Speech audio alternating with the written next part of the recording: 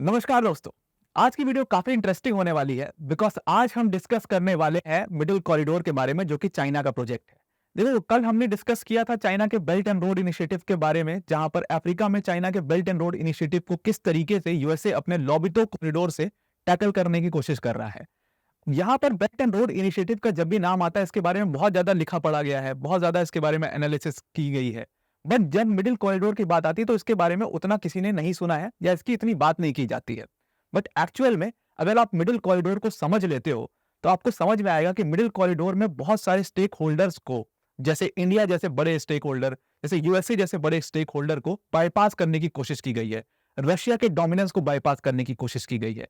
इसलिए अगर middle corridor complete हो जाता है तो वो एक पूरे जियोपॉलिटिक्स के अंदर में पावर शिफ्टिंग का दम रखता है। और इसीलिए मिडिल कॉरिडोर को समझना हमारे लिए बहुत ज्यादा इंपॉर्टेंट है। अच्छा, वीडियो स्टार्ट करने से पहले एक अनाउंसमेंट है कि आज से हम रोज 2 वीडियो करने की कोशिश करेंगे। एक वीडियो हमारी जियोपॉलिटिकल एनालिसिस की वीडियो होगी, जैसे कल हमने बेल्ट एंड रोड इनिशिएटिव को कैसे लॉबितो कॉरिडोर से काउंटर किया जा रहा है उसके ऊपर एक वीडियो बनाई थी, तो वो एक जियोपॉलिटिकल एनालिसिस की वीडियो है। उसके अलावा जैसे आईनेक पे एक पूरी इंडिया मिडिल ईस्ट कॉरिडोर के ऊपर एक पूरी जियोपॉलिटिकल एनालिसिस की वीडियो बन सकती है। जैसे ये हम करने जा रहे हैं मिडिल कॉरिडोर, ये एक पूरी जियोपॉलिटिकल एनालिसिस की वीडियो है। तो इसी तरीके की वीडियो एक रोज हम करेंगे और इसके साथ साथ जो हमारी करंट इवेंट के ऊपर हमेशा से जो वीडियो आती थी वो एक करेंगे। तो 2 वीडियोस हमारी रोज आएंगी, तो stay tuned and keep watching these videos. तो चलिए स्टार्ट करते हैं मिडिल कॉरिडोर का डिस्कशन। देखो, जब आप मिडिल कॉरिडोर की बात करते हो तो ये जो मिडिल कॉरिडोर है इसमें कई सारी कंट्रीज इन्वॉल्व है, लाइक कजाकिस्तान सेंट्रल एशिया की बहुत इंपॉर्टेंट कंट्री है। उसके अलावा अजरबैजान इन्वॉल्व है इसमें, उसके अलावा टर्की इन्वॉल्व है, जॉर्जिया इन्वॉल्व है और चाइना का तो प्रोजेक्ट ये है ही। तो इतनी सारी कंट्रीज के इन्वॉल्वमेंट से एक्चुअल में क्या होने वाला है कि जो रशिया का हमेशा से डोमिनेंस होता था यूरोपियन ट्रेड में, उसको काउंटर करने की कोशिश या उसका एक ऑल्टरनेटिव निकालने की कोशिश की जा रही है।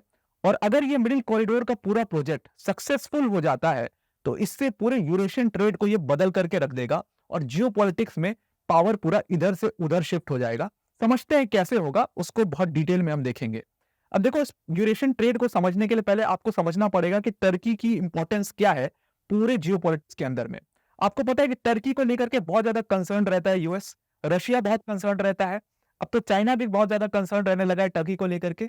वह इतना कंसर्न ये सारी कंट्रीज क्यों रहती है उसको आप समझने की कोशिश करना। देखो, टर्की की जो लोकेशन है ना जियोपॉलिटिक्स के अंदर में, ये बड़ी इंपॉर्टेंट लोकेशन है। इस लोकेशन से आपको सीधा अफ्रीका में एक्सेस मिलता है, मिडिल ईस्ट में तो एक्सेस है ही आपके पास, अजरबैजान के थ्रू सेंट्रल एशिया में एक्सेस मिलता है और फिर ब्लैक सी के थ्रू आपको यूरोप में भी एक्सेस मिलता है। और इसीलिए टर्की के इसी इंपॉर्टेंस की वजह से, इसी जियोपॉलिटिकल लोकेशन की वजह से यूएसए, चाइना, रशिया जैसी कंट्रीज टर्की में इतना ज्यादा इन्वॉल्व रहती हैं।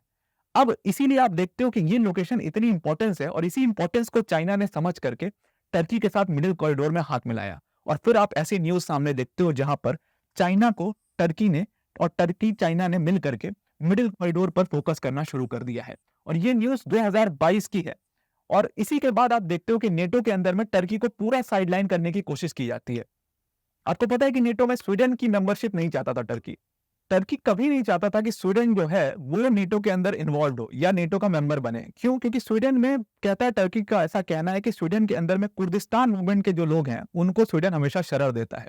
और टर्की और हंगरी मिलकर के स्वीडन और फिनलैंड की मेंबरशिप बहुत टाइम से रोक रहे थे।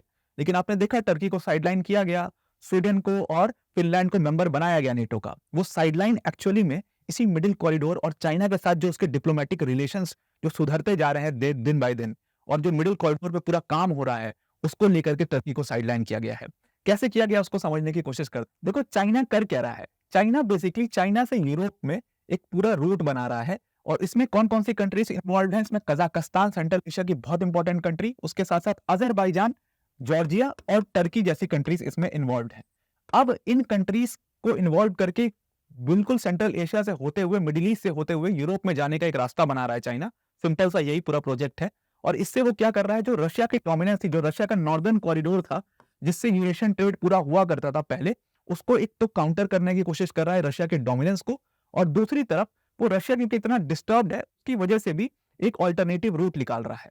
अब देखो, पहले अगर आप मैप से समझोगे इस पूरे प्रोजेक्ट को, तो देखो पहले अगर आपको चाइना से यूरोप कोई सामान ले जाना है या चाइना और यूरोप के बीच में ट्रेड करना है या एशिया से यूरोप के बीच में ट्रेड करना है, तो 2 रूट है आपके पास। एक तो नॉर्दर्न कॉरिडोर का रूट था और ये नॉर्दर्न कॉरिडोर का रूट आप देख रहे हो कि पूरा मेजरली ये रशिया से होकर के जा रहा है। जाहिर सी बात है, किसी कंट्री की टेरिटरी से होकर के जा रहा है, तो इस पर रशिया का बहुत ज्यादा डोमिनेंस था। अब रशिया एक बहुत डिस्टर्ब्ड कंट्री है, आप समझना इस चीज को, बहुत सारे डिस्प्यूट में पड़ा रहता है। 2014 में क्राइमिया का डिस्प्यूट हुआ, क्राइमिया वाले रीजन को लेकर के काफी सारे सैंक्शंस लगे, यहाँ पर नुकसान हुआ रशिया को। उसके अलावा अभी रशिया यूक्रेन वॉर तो चल ही रहा है। उसके अलावा जो यहाँ पर व्लादिवोस्टोक का पोर्ट है, मंचूरिया वाली पूरी प्रोविंस है, उसको लेकर के इशू है चाइना के साथ ही, इसमें भी कभी भी कॉन्फ्लिक्ट हो सकता है। तो यहाँ पर रशिया एक डिस्टर्ब्ड कंट्री है, उसकी वजह से ट्रेड में नुकसान हो रहा है, इसीलिए इसका ऑल्टरनेटिव मिडिल कॉरिडोर को बनाया जा रहा है। अब इसका जो और ऑल्टरनेटिव था, दूसरा रास्ता जो कि इंडियन ओशियन से जाता था। अब यहाँ पे चाइना को क्या करना है कि चाइना को साउथ चाइना सी में आना है, उसके बाद यहाँ पे मलक्का स्ट्रेट से होकर के इंडियन ओशियन में एंटर करता है, और उसके बाद यहाँ पर ये स्विस कनाल से होकर के यूरोप में जाते हैं।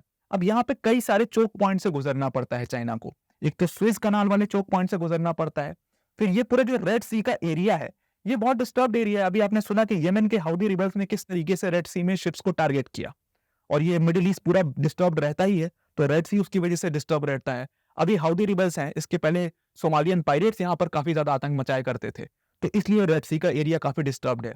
इंडियन ओशियन बहुत स्ट्रेटेजिक इम्पोर्टेंट है, और इंडियन ओशियंस में बहुत ज्यादा डोमिनेंस इंडिया का है, क्योंकि यहाँ पर अंडमान निकोबार जैसे आइलैंड्स हैं, जिसकी वजह से इंडिया पूरे इंडियन ओशन के ऊपर चेक रख पाता है। मलक्का स्टेट को कभी भी चोक कर सकता है, और इंडिया चाइना के बीच में टेरिटोरियल डिस्प्यूट है, आपको पता है, अक्साई चीन को लेकर के इश्यूज हैं, अरुणाचल प्रदेश को लेकर के इश्यूज हैं, तो इन इश्यूज को लेकर के कभी भी इंडिया के साथ कॉन्फ्लिक्ट हो सकता है। और अगर मलक्का स्टेट जैसा जो बहुत इंपॉर्टेंट चोक पॉइंट है उसको आप चोक कर देते हो, तो चाइना का पूरा 80% ट्रेड जो कि इस रूट से होता है वो रुक जाएगा, चाइना 10 मिनट में घुटनों पर आ जाएगा। And you know, USA is very much involve and very much active यहाँ पैसिफिक में भी, साउथ चाइना सी में भी, और इंडियन ओशियन में भी। तो इन सारी चीजों को काउंटर करने के लिए बेसिकली चाइना ने मार्वलस प्लान निकाला है, जिसको भी मिडिल कॉरिडोर कहता है। और ये मिडिल कॉरिडोर से आप सीधा कजाकिस्तान में एंटर करोगे चाइना से, और कजाकिस्तान के बाद सीधा आप आओगे अजरबैजान में, और उसके बाद आप जॉर्जिया एंड थ्रू जॉर्जिया आप सीधा चले जाना यूरोप के अंदर में। ये उनका कोशिश है टर्की से होकर के। लेकिन ये तो सारी अच्छी बातें मैंने आपको इस मिडिल कॉरिडोर की बता दी। इसमें मिडिल कॉरिडोर के कुछ क्रिटिसिज्म भी हैं, कुछ प्रॉब्लम्स भी हैं इसके साथ, कुछ चैलेंजेस भी हैं इस मिडिल कॉरिडोर में। चैलेंजेस, सबसे बड़ा चैलेंज इस मिडिल कॉरिडोर के अंदर में क्या है कि आपने रशिया क्योंकि डिस्टर्ब्ड कंट्री है, इसलिए आप ये मिडिल कॉरिडोर बना रहे हो, लेकिन इसी मिडिल कॉरिडोर में आप अजरबैजान को इन्वॉल्व कर रहे हो। देखो, अजरबैजान की इन्वॉल्वमेंट बेसिकली रूट की वजह से, क्योंकि ये कनेक्ट करता है पूरे सेंट्रल एशिया को इधर से, तो इस वजह से भी, और बाकू ऑयल फील्ड की वजह से भी है। लेकिन अजरबैजान अगेन एक डिस्टर्ब्ड कंट्री है। अजरबैजान के अपने डिस्प्यूट्स हैं अर्मेनिया के साथ में, अर्मेनिया के साथ में नगोर्नो काराबाग के रीजन को लेकर के डिस्प्यूट है, और ये डिस्प्यूट हमेशा चलता रहता है, कितने सालों से चल रहा है, और इसको खत्म होने का ये डिस्प्यूट नाम नहीं ले रहा है। तो अगेन उस प्रॉब्लम से बचने के लिए आप इस प्रॉब्लम में पड़ जाओगे। उसके बाद एक बहुत बड़ा चैलेंज टर्की खुद है। टर्की बहुत सारे टेरिटोरियल डिस्प्यूट्स हैं, वाटर डिस्प्यूट्स हैं, किसके साथ? ग्रीस के साथ में। और ग्रीस के साथ में डिस्प्यूट को लेकर के हमेशा यूएस यहाँ पर इन्वॉल्व रहता है, समझाता है टर्की को ऐसा मत करो, ऐसा मत करो। आप भी वहीं पर इन्वॉल्व हो जाओगे टर्की के अंदर में। तो एक कंट्री से बचने के लिए आपने दो कंट्री में अपनी टांग फंसा ली, एक बहुत बड़ा चैलेंज है। दूसरा चैलेंज है पूरा शिफ्ट होने का, स्टैंडर्डाइज रेट बनाने का। जो रशिया का नॉर्दर्न रूट था, वो बहुत टाइम से उस पर ऊपर ट्रेड चल रहा है, और आप समझ लो कि वो ट्रेड इतने डिस्टर्ब्ड समय में भी सिर्फ उसका 10% ट्रेड ही यहाँ पर शिफ्ट हुआ है।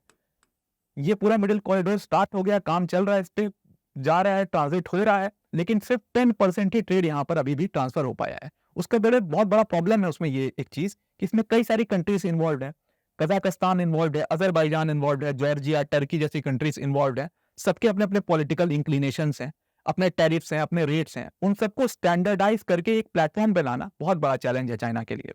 और वो चैलेंज कैसे चाइना ओवरटेक करता है वो कमिंग ईयर्स में पता चल पाएगा। लेकिन ये जो मिडिल कॉरिडोर है, जो स्टांस चाइना को लगा था कि यूएसए इसको काउंटर करेगा, बट एक्चुअल में USA is very happy with the middle corridor, या वेस्टर्न कंट्रीज या यूरोपियन कंट्रीज बहुत खुश हैं इस मिडिल कॉरिडोर की वजह से, क्योंकि उनको जो रशिया का डोमिनेंस था वो खत्म होता नजर आ रहा है, और इसीलिए वो बहुत ज्यादा खुश है। उनको किसी डिस्टर्ब एरिया से नहीं निकल करके जाना पड़ेगा। इससे यूएस के मेजरली दो फायदे हो रहे हैं। एक फायदा तो सिंपल ये हो रहा है कि जो रशिया का डोमिनेंस था पूरे यूरेशियन ट्रेड के ऊपर में, एशिया से यूरोप के ट्रेड के ऊपर में, वो यहां से खत्म हो जाएगा, और रशिया का कोई बड़ा स्टेक होल्डर नहीं बचेगा रशिया इस पूरे रूट पर। रशिया का बहुत ज्यादा डोमिनेंस था उस पूरे नॉर्दर्न कॉरिडोर के ऊपर में, क्योंकि बहुत बड़ा एरिया रशिया शेयर करता था। उसके साथ साथ दूसरा सबसे बड़ा फायदा यूएसए को इसका ये होगा कि यूएसए इस मिडिल कॉरिडोर के थ्रू जो बहुत लुक्रेटिव मार्केट है पूरे सेंट्रल एशिया का, उस लुक्रेटिव मार्केट पर अपनी पकड़ बना पाएगा यूएसए। ये जो सेंट्रल एशिया का मार्केट था, ये हमेशा पहले रशिया के डोमिनेंस में रहता था, क्योंकि मैंने आपको बताया था कि सेंट्रल एशियन कंट्रीज जो हैं, ये पहले रशिया की पार्ट हुआ करती थी, यूएसएसआर की पार्ट हुआ करती थी, आजादी के बाद अलग हो गई थी, लेकिन रहती हमेशा रशिया के डोमिनेंस में थी या रशिया पर बहुत ज्यादा डिपेंडेंट रहती थी। अब यहाँ पर चाइना ने एंटर किया अपना इन्वेस्टमेंट लेकर के, और इस मिडिल कॉरिडोर के थ्रू ये सेंट्रल एशिया का बहुत बड़ा जो मार्केट है, कजाकिस्तान का, उज्बेकिस्तान का, ये सारे मार्केट्स यूएसए और यूरोपियन कंट्री, चाइना जैसी कंट्रीज के लिए खुल जाएगा। तो यहाँ पर यूएसए का ये दोनों बहुत ही फायदेमंद चीज है, और इसीलिए USA is very much interested in middle corridor, और वो बहुत कीनली ऑब्जर्व कर रहा है कि किस तरीके से ट्रैफिक को इस मिडिल कॉरिडोर पर शिफ्ट किया जाए। तो एक्चुअल में ये यूएसए के भी एक बहुत बड़ा गेम चेंजर साबित होने वाला है। अब यहाँ से प्रॉब्लम सबसे ज्यादा इसमें लॉस किस कंट्री का है? इसमें एक तो रशिया का बहुत बड़ा लॉस है, बिकॉज रशिया की जो पूरी डोमिनेंस थी वो खत्म होने वाली है इस पूरे यूरेशियन ट्रेड के अंदर में। और दूसरा बहुत बड़ा प्रॉब्लम इंडिया के लिए भी है, क्योंकि जिस इंडियन ओशन के थ्रू इंडिया हमेशा चाइना पर चेक रख सकता था, या हमेशा इंडियन ओशन को यूज करके चाइना के ऊपर अपनी डोमिनेंस बना सकता था इंडिया, वो डोमिनेंस का एक पूरा ऑल्टरनेटिव मिडिल कॉरिडोर बन करके आ गया है। So this is the geopolitical analysis of the middle corridor. I hope आपको ये वीडियो अच्छा लगा होगा, और आज के लिए इतना ही। आई होप आप इसको ये वीडियो पसंद आएगा। आज के लिए इतना ही। Thank you and have a nice day.